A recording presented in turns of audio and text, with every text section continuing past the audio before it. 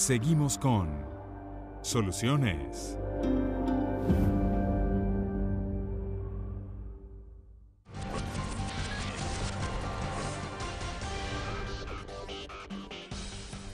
Día Mundial de la Osteoporosis, y justamente es el tema, como les comentábamos al principio, que vamos a estar conversando el día de hoy acá en Soluciones. Para ello hemos invitado, o tenemos en nuestro estudio, a dos especialistas en la materia. La doctora Elizabeth Natale, también quien es ginecóloga, directora del Centro de Diagnóstico Avanzado para Mujeres Activas en Salud, y también al doctor Pastor Galicia, ginecólogo obstetra. Bienvenidos ambos, gracias por haber atendido nuestra invitación el día de hoy, acompañarnos a tratar este tema tan interesante, la osteoporosis. Yo quiero iniciar justamente consultándoles qué es esta enfermedad, qué significa tener osteoporosis.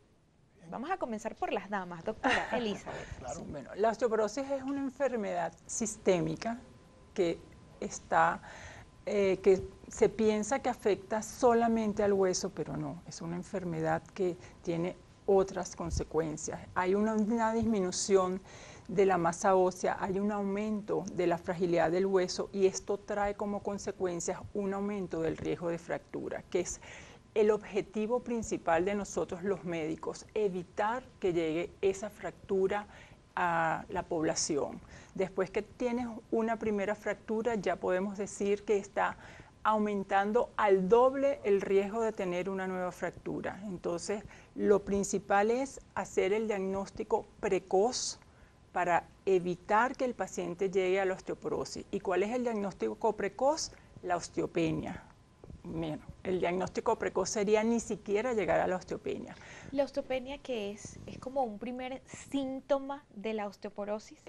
No podemos hablar de síntomas porque la osteoporosis no te da síntomas, que es el grave problema que tiene esta enfermedad. Es una enfermedad silente y su primera manifestación es ya la primera fractura. Entonces la osteopenia es, como tú bien lo has dicho, es el paso previo a la osteoporosis. Es como la evolución del hueso, una masa ósea normal, una osteopenia y por último una osteoporosis, que es donde no queremos que llegue en nuestra población. Se habla de cifras, por lo menos 75% de mujeres mayores de 65 años. ¿Esa es la mayor incidencia en mujeres de 65 años, mayores de 65 años? Sí, ciertamente, para complementar también lo que la doctora Natale mencionaba, la osteoporosis es una enfermedad que normalmente puede pensarse que está relacionada exclusivamente con la edad de la avanzada. Y no es así. En la totalidad pueden existir casos de osteoporosis que pueden presentarse a edades muy tempranas, ¿okay? Y eso depende también de los elementos o factores que puedan propiciar la aparición de esta entidad clínica. Ciertamente, según estadísticas que se manejan en la actualidad, un 25% de la población tiene una incidencia de osteoporosis y cerca de un 50% de osteopenia. Y ya la condición de osteopenia puede condicionar a un aumento, por supuesto menor, pero un aumento del riesgo de fractura, que es, como bien se mencionaba, el síntoma capital de la osteoporosis. La osteoporosis como entidad asintomática por lo general es silente y se, digamos, presenta cuando ocurre o una primera caída, y a causa de esta fragilidad ósea ocurre la fractura, la cual pues resulta bastante dolorosa o incapacitante.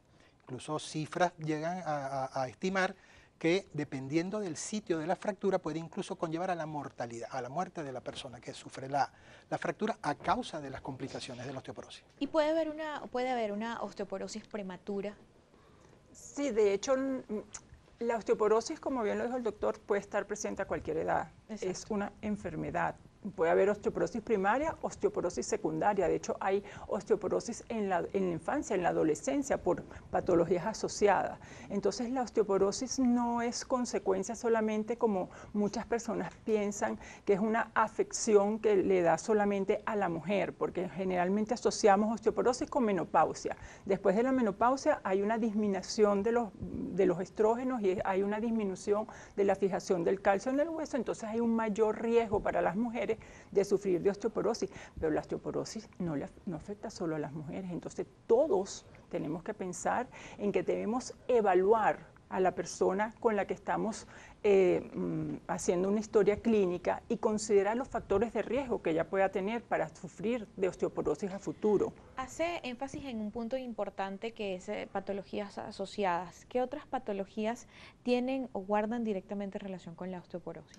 Toda vez que la osteoporosis es la consecuencia de la pérdida del mineral óseo, del calcio y el fósforo que deben estar presentes en el hueso, hay que entender entonces que el calcio llega allí producto pues de la ingesta de nuestros alimentos y de otros elementos o cofactores como la vitamina D, que mediante la exposición al sol o también la suplementación o sea, la obtención a través de otros alimentos, pues llega en definitiva por varios procesos corporales al hueso.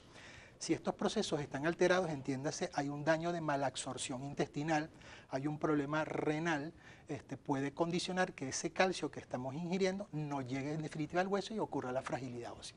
Y esto es lo que se constituiría en una osteoporosis secundaria a un elemento digamos, de nefropatía o enfermedad renal o de enfermedad intestinal. ¿Cuáles son los factores de riesgo? Mira, como en todas las enfermedades hay factores de riesgo modificables y hay factores de riesgo no modificables.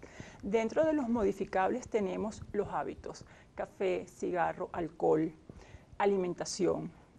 Todas las mujeres con un índice de masa corporal muy bajo es un factor de riesgo, mala alimentación es un factor de riesgo.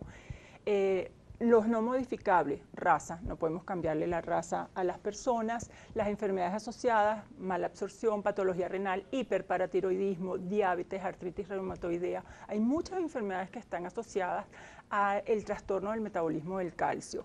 Esto, lo más importante es diagnosticarlo a tiempo, porque justamente hay pacientes que se fracturan teniendo osteopenia, y el que se fractura con osteopenia es justamente este paciente que tiene enfermedades asociadas que no han sido diagnosticadas, por ende no han sido tratadas, y entonces el paciente al indicarle tratamiento a su patología de base ya mejora la absorción de calcio, entonces mejora también su metabolismo cálcico. ¿Okay? Entonces eso es importantísimo. Doctor, quería también... Sí, para agregar, es importante también, entra en juego el término llamado pico de masa ósea. Cuando nosotros nacemos, ya nacemos con una carga de calcio, de mineral óseo en nuestro hueso, la cual va incrementándose de forma exponencial durante todo nuestro crecimiento y desarrollo hasta una edad aproximada de los 17 años de edad. A partir de allí entramos como en una meseta, obtenemos el pico máximo de masa ósea, o sea, nuestros ahorros de calcio para el resto de nuestra vida. Y progresivamente, después de los 40 o 45 años, eso empieza a disminuir progresivamente.